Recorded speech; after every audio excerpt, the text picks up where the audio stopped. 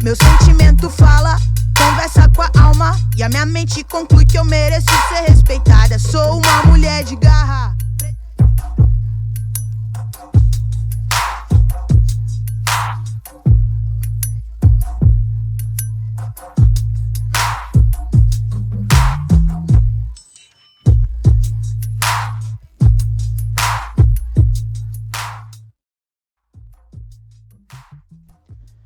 A voz de minha bisavó ecoou criança nos porões do navio.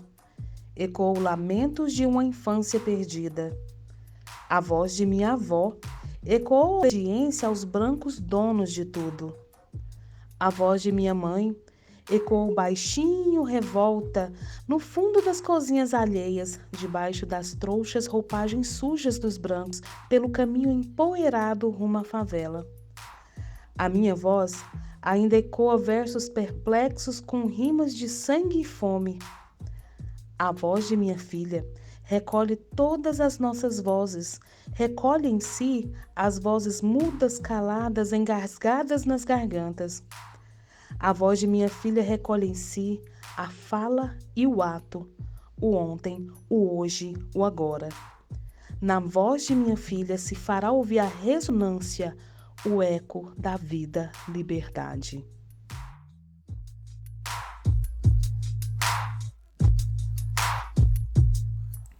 No tecido complexo da sociedade brasileira, o racismo é uma sombra persistente, que se entrelaça às vidas, sonhos e trajetórias de tantas pessoas. Invisível para alguns, ele se manifesta de maneira brutal e cotidiana para outros. O racismo é uma tempestade que se infiltra nas frestas mais sutis de nossas instituições e práticas diárias. Está presente nas salas de aula, nos corredores das universidades, nas decisões de contratação e nos olhares de desconfiança. Ele não conhece barreiras de tempo e espaço, perpetuando-se por gerações. Combatê-lo é uma necessidade urgente. Precisamos reconhecer suas muitas faces e escutarmos as vozes cotidianamente silenciadas. Precisamos nos unir em resistência, respeito e justiça. Cada relato de discriminação é uma chamada à ação, um lembrete de que ainda há muito a ser feito para tecer uma sociedade verdadeiramente inclusiva. As vozes das professoras que aqui falam ecoam a luta diária contra o racismo, revelando não apenas as feridas, mas também a força, a resistência e a determinação de quem insiste em ensinar, em existir e resistir. Episódio 3, Confrontando o Racismo. Não tinha pessoas negras ali. A mulher negra que tinha na turma era eu. Só que naquele momento eu não fazia esse contexto, eu não fazia essa ligação, eu não fazia mesmo. Assim, hoje eu percebo que deveria ter algumas nuances, mas eu trazia uma certa ingenuidade com esse aspecto. Eu era um pouco ingênua com isso. Às vezes poderia até querer me ofender ou querer falar algo que fosse para me inferiorizar, mas eu estava tão preocupada em ser quem eu era e o que eu iria adquirir com aquela oportunidade de estudar, que aquilo não mexia comigo, não me movimentava, não, meu foco ali era outro, né? E eu foquei naquilo que eu precisava fazer naquele momento, naquela universidade, naquela oportunidade que eu estava tendo. Como eu já relatei um pouquinho, eu cheguei em Jataí em 2006, precisei de algumas intervenções políticas para assumir a função de professora, e eu comecei a trabalhar no Colégio Estadual Emília Ferreira de Carvalho. Aluguei uma casa, um quarto numa república ali perto, fica na rua Leopoldo de Bulhões, a esquina com a Rio Verde.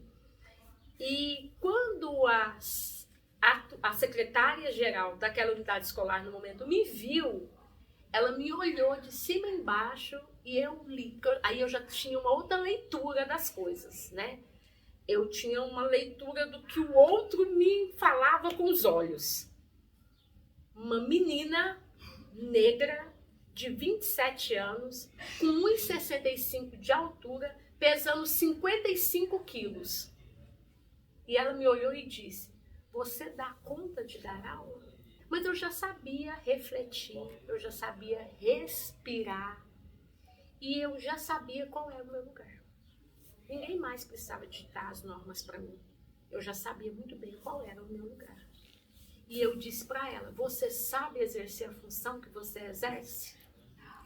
Aí ela não me respondeu e aí eu percebi que eu também não precisava responder para ela, né? Assumi ali 30 aulas e foi um momento muito bom, muito importante. E que hoje essa pessoa é minha amiga.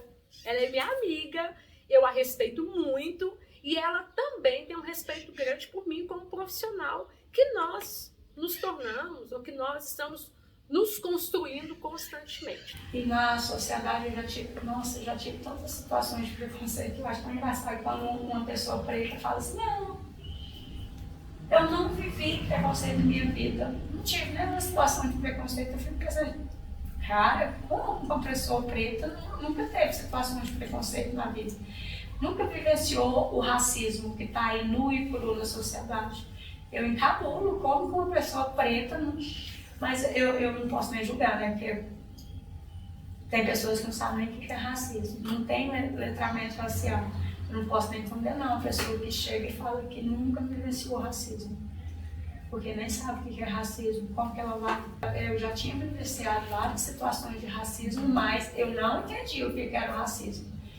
Me incomodava, me deixava chateada, porém eu não entendia por que eu estava tão incomodada. Aquilo me deixava angustiada, o coração doía, mas eu não sabia o que era. Naquela época se falava nesse assunto.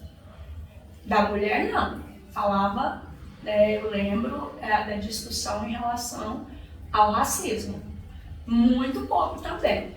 Quem falava mais era a professora Zilda, por ela ser mulher e por ela ser negra. Sim, já sofri vários tipos de violência. Violência racial, violência de gênero, estava até contando para você mesmo, né? Uma das que mais assim, me machucou foi a questão, né, de um aluno, ele estava fazendo muita bagunça, estava impedindo assim, de eu concretizar a minha aula. Todas as aulas eu tinha que pedir, olha, senta na fila, deixa eu trabalhar, por favor. Já tinha pedido ele para sair da minha aula em alguns momentos. E aí, no momento que eu pedi ele para sair, ele saiu gritando, quem você pensa que é? Uma preta que, né, onde já se viu achar que pode mandar em mim, gritar comigo. Aí ele saiu me xingando, me inferiorizando, em decorrência da minha cor. E aí ele saiu pro recreio, eu acho que é o que me ofendeu ainda mais. Ele saiu pro recreio e no recreio ele continuou me xingando no recreio. E aí eu saí para comprar um lanche. Na época ainda podia vender lanche no intervalo. E aí quando eu saí para comprar um lanche na cantina, ele virou para mim e falou assim, quem você pensa que é para me diminuir desse jeito? Com certeza você deve ter comprado o seu diploma, porque nessa época nem existia cotas raciais ainda. Foi desse jeito para mim. Gente, eu fiquei muito chateada com essa colocação dele. Eu falei assim, não, isso não pode acontecer. E aí eu saí naquela hora, né? Eu saí, a delegacia era perto ali da Sanear, a delegacia civil. Eu fui direto, saí chorando, fui na coordenação e falei assim, eu vou sair, não vou dar minhas aulas mais, vou direto na delegacia para fazer boletim de ocorrência. Fui sozinha. Eu tinha uma moto na época, uma motinha azul. Eu saí e fui direto na delegacia registrar o boletim de ocorrência.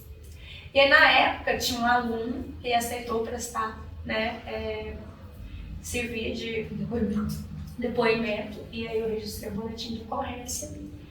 E aí a mãe dele foi chamada, né, na escola também para comunicar o que havia sido ocorrido e que eu havia registrado o boletim de ocorrência. E aí os pais dele também foram chamados na delegacia. E na época,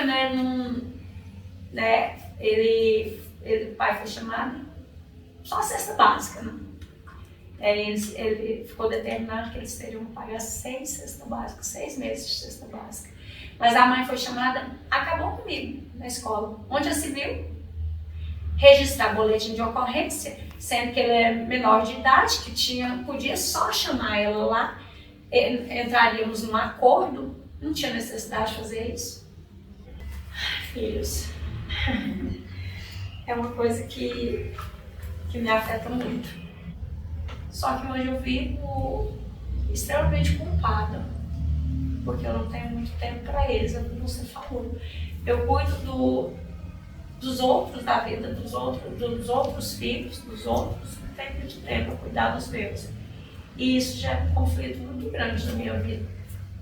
Eu vivo tentando entender, tentando lidar com essa situação e eu estou o tempo todo me sentindo culpada, tentando trabalhar com essa ideia e não consigo resolver esse problema. Agora estou lidando melhor com essa questão, mas eu já chorei muito, principalmente depois que uma professora me chamou. Falei, ai meu Deus, a professora me chamou lá na escola. Aí ele me chamou e falou assim para mim: mãe, seu filho está precisando de você. Eu falei, quem foi? Ele fez um desenho aqui e aí ele fala que você não tem tempo para brincar com ele. Aí eu olhei o desenho que ele tinha feito lá, engoli seco. Falei, ai meu Deus, realmente eu não tenho tempo para brincar com meus filhos. O que eu posso fazer? Eu quero dar para meus filhos o que eu não tive enquanto criança. Por isso que eu trabalho tanto.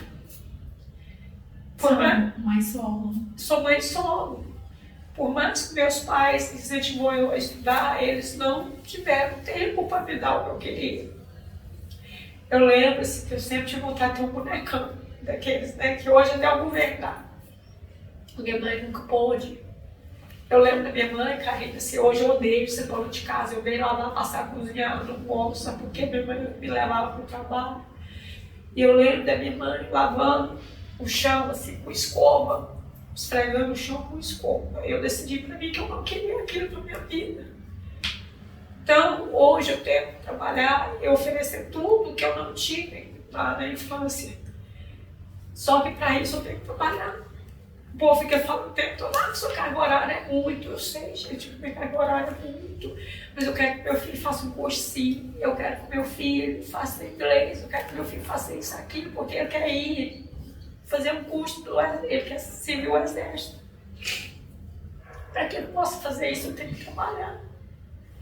Sabe, eu paguei a escola particular para meu filho até não sei que série, até ele ir para o CPMG.